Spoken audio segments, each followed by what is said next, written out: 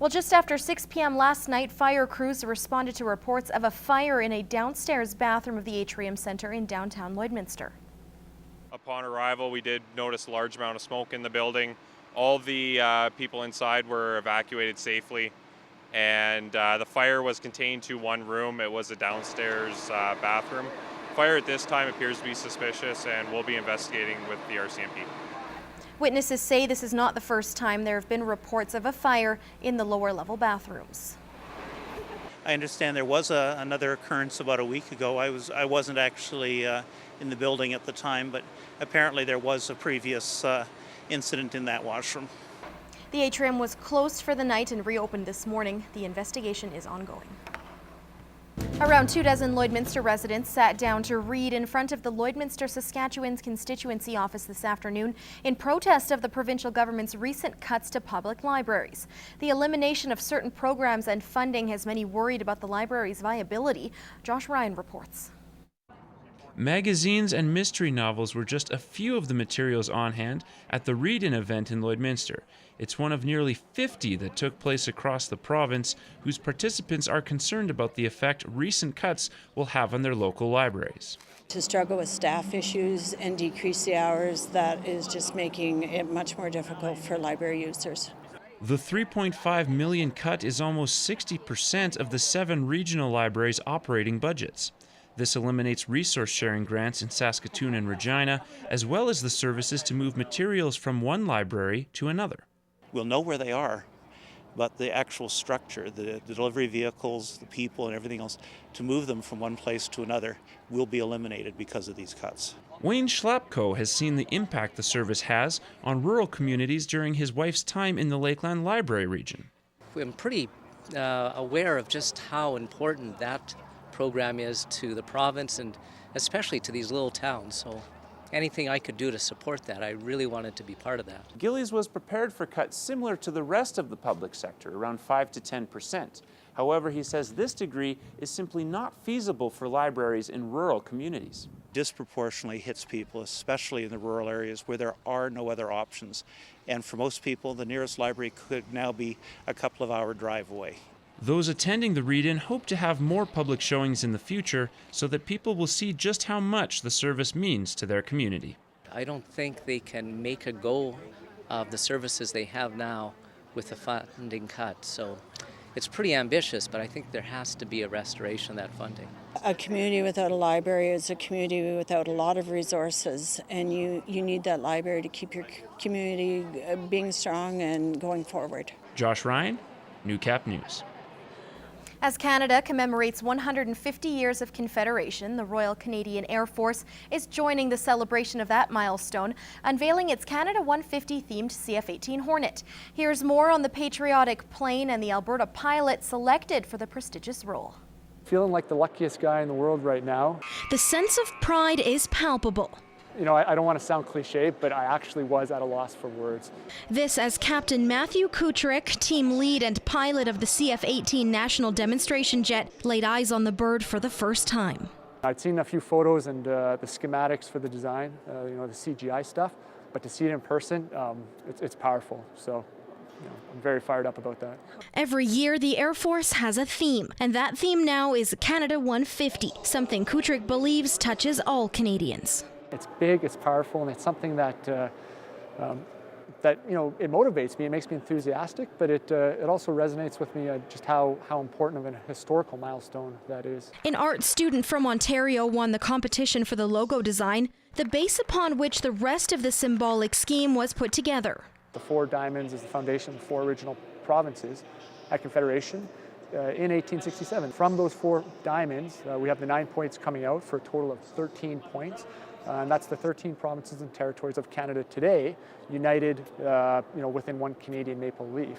Took that one-dimensional design and logo and brought it life. Jim Beliveau has been designing Air Force paint schemes for more than 20 years. He retired during this process, so it's the first time he wasn't part of the painting, a point of pride nonetheless. It's kind of a neat way to end a career is to see the Canada 150 jet. I'm very proud of the people who got us all here, and I'm very proud of this Air Force. For Colonel Michel Latouche, the many hours Beliveau and the team have put into the aircraft he says is sure to turn heads. It's going to wow Canadians across from coast to coast, and the few shows we do in the States, it will be the centerpiece for sure. As for Kutrick, right now his focus is this. I get to take this airplane and this team and share it, and not just with, Canadians in the big cities or whatever. We're going to the small towns up north. We're going to the United States for a little bit. The CF-18 demo jet and the team have 2 more weeks of practice ahead before hitting the air show circuit for 31 shows starting in May. Well, the PBR comes to Marwayne this weekend, and the Antique and Vintage Show and Sale on as well. Heather Klages with the details in this week's What's Happening.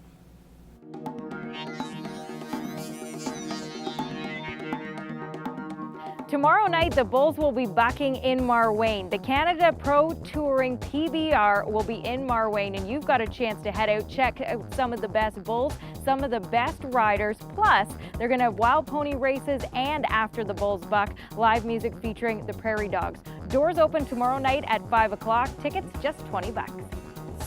The Wild Rose Pavilion out at the Lloyd X Grounds is the place to be all weekend as the Border City Optimist Club hosts their Antique and Vintage Show and Sale. Also, they're going to have an appraiser on site, so you can bring down that item and find out a little bit more about it. Or if you just want to stroll through the show and sale, just $5 admission, and all the proceeds go to the Border City Optimist Club. This weekend, we want you to win a copy of music from the TV show Nashville. If you watch the TV show, you will love to get your hands on a copy of this CD, and if you love country music, you'll want a copy too. All you have to do is email your name and daytime phone number to tvcontests@newcap.ca. We want to say thanks to John at Universal Music Canada for setting us up with the music. And you're invited to a Palm Sunday brunch coming up this Sunday at the Tullabee Lake Hall. They'll start serving up at noon. Well, whatever you choose to do this weekend, I hope you have a great one. I'm Heather Klages, and that's what's happening.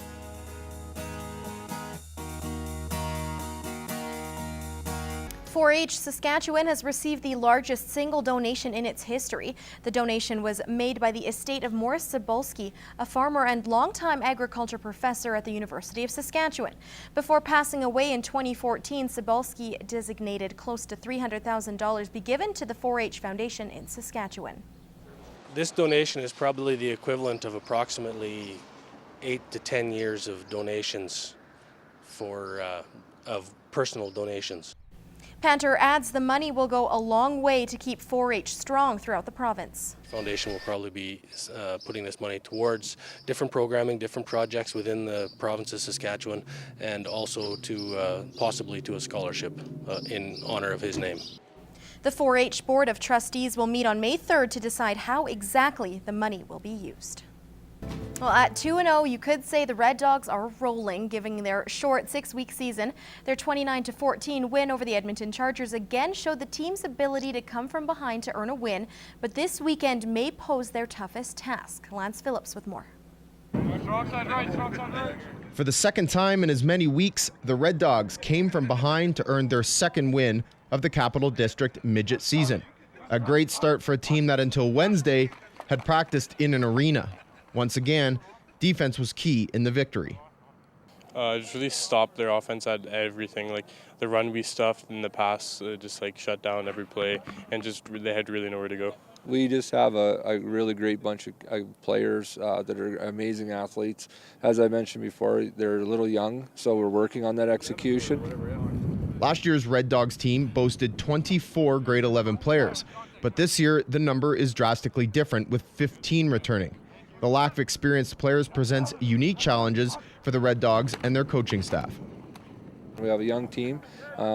We have to teach them multiple different scenarios, and as we adapt, they have to adapt. So they need to know that depth of the playbook inside and out so they can execute any play that we change to.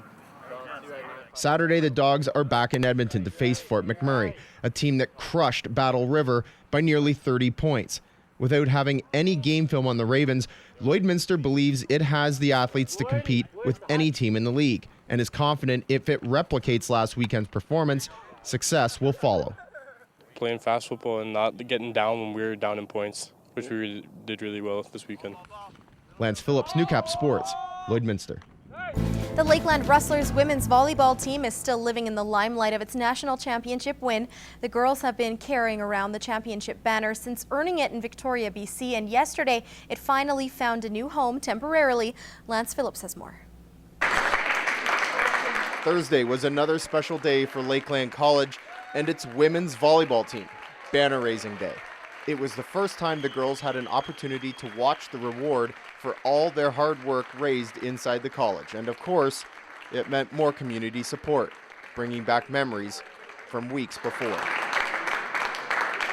I'm from a small town, so I'm kind of used to the community support, but it was different being here, and I don't really know people. And even like we would go to TCKs in Lloydminster, and one of the guys was like, "Oh, I watched you guys online," and I just thought that was unbelievable. Being from like a big town or a big city, I guess like in high school and stuff, you never receive that support. But like coming home with like the national banner and stuff, it was crazy how many people like were watching us and supporting us and following us. That gives us a little bit more exposure, sure, but people just need to understand how good amateur sport is. You have athletes literally playing for the love of the game, leaving it all on the floor, doing the best that they can every single match, every single night, and they're not getting paid. With the school year coming to a close, it gives the women some much-needed time off before they start the season all over again, but this time in defense of a Canadian championship.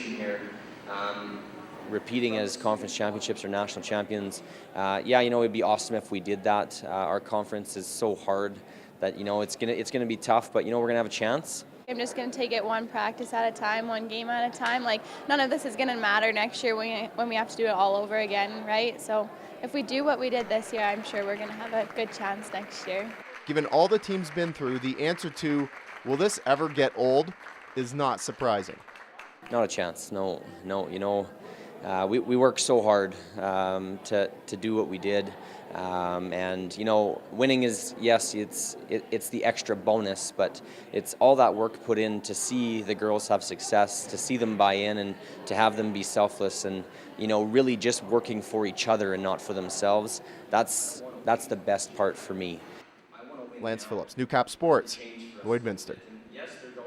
And school sports in the border city, they're pretty typical. There's badminton, basketball, volleyball, football, to name a few. Oh, and there's also table tennis. Yes, table tennis, but it's not a sport every school has part of its athletics program. In fact, only one school in Lloydminster can lay claim to players competing in ping pong, and those players are in for a unique tournament this weekend. ES Laird is sending 7 of its students to the Saskatchewan Provincial School Championships being held in Saskatoon. It's a completely new experience for the young players and gives them all something to look forward to. Just get out of school a little early and have some fun playing ping pong. I don't get to go to Saskatoon very often, but this is an opportunity, so. Probably seeing how good the other players are, because we don't really have that many skilled players here at our school, so it'll be good to see in Saskatoon. Pretty excited. A little bit hesitant at first, but now everybody's really excited about going, and it's going to be a super fun trip and a learning experience for everybody. Because ES Laird is the only school with the table tennis team, it provides a unique opportunity for the kids to gain more knowledge in the sport and hopefully encourage others to play. I hope they have fun.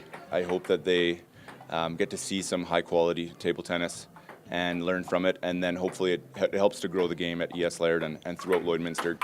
The players haven't set their sights too high, but considering their skill level, maybe underestimating their abilities when asked what they expect from the competition. Fierce kids who want to win probably will kick our butts, but we'll see. Well, hopefully I can win a couple games. I'm guessing some of them might be better than me. I'm not super skilled. I think there's going to be a lot of better players, but I still think there's going to be a few that I can beat, but lots of them are going to be pretty good. The tournament starts tonight and it runs through Saturday afternoon.